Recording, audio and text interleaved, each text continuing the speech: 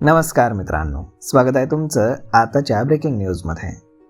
मित्रांनो, वाहतूक नियम भंग करूनही ई चलनाचा दंड न भरलेल्या वाहनधारकांवरती आता कठोर कारवाईचा इशारा पुणे RTOकडनं देण्यात आला आहे. शहर वाहतूक शाखेकडून वाहनधारकांना नोटीस पाठवण्यात येणार असून पुढच्या 30 दिवसांच्या आत दंड न भरल्यास चालक परवाना निलंबित किंवा न्यायालयीन कारवाई करण्याचे आदेश देखील आता देण्यात आलेत. शहरातील अनेक वाहनधारकांकडनं वाहतूक नियमांचं उल्लंघन केल्यानंतरही ई चलनाचा दंड प्रलंबित ठेवला जात असल्याचं मोठ्या प्रमाणावरती निदर्शनास आलंय. त्यामुळे अशा वाहनधारकांना दंड करण्याबाबत अधिकृत नोटीस पाठवण्याची प्रक्रिया सुरू करण्यात आली आहे. दंड न भरलेल्या वाहन मालकांना अधिकृत नोटीस देण्यात येणार आहे. नोटीस मिळाल्यानंतर 30 दिवसांच्या आतमध्ये दंडाची रक्कम भरावी लागणार आहे. नागरिकांनी या उपक्रमाला सहकार्य करावं असं आवाहन देखील अतिरिक्त पोलीस आयुक्त मनोज पाटील आणि वाहतूक पोलीस उपायुक्त हिम्मत जाधव यांनी केलाय.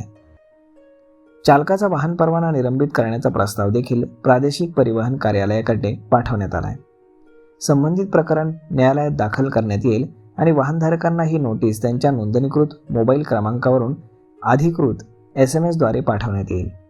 ही प्रक्रिया 26 फेब्रुवारी ते 1 मार्च या कालावधी दरम्यान राबवली जाणार आहे. या कालावधीतच नोटीस येणार असल्यानं त्या व्यतिरिक्त येणारे संदेश हे संशयास्पद समजावेत असं आवाहन देखील पोलिसांकडनं करण्यात आले. त्यानंतरच तुम्ही जवळच्या वाहतूक विभाग कार्यालयामध्ये QR कोड किंवा डेबिट किंवा क्रेडिट कार्डद्वारे भरणा करू शकता.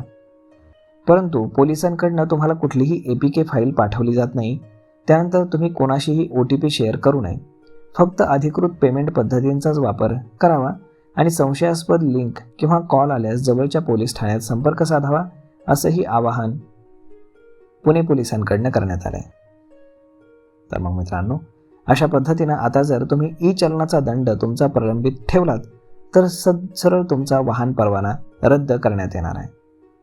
तर मग मित्रांनो, अशा पद्धतीनं जर तुमचा वाहन परवाना निलंबित होऊ नये असं जर तुम्हाला वाटत असेल तर आजच तुमचा दंड भरून टाका. तर मग मित्रांनो, हा व्हिडिओ, ही माहिती तुम्हाला कशी वाटली हे तुम्ही आम्हाला कमेंट करून नक्कीच सांगा. आणि जर आवडली असेल तर आपल्या जवळच्या मित्रमंडळींसोबत देखील हा व्हिडिओ तुम्ही शेअर करायला विसरू नका. धन्यवाद.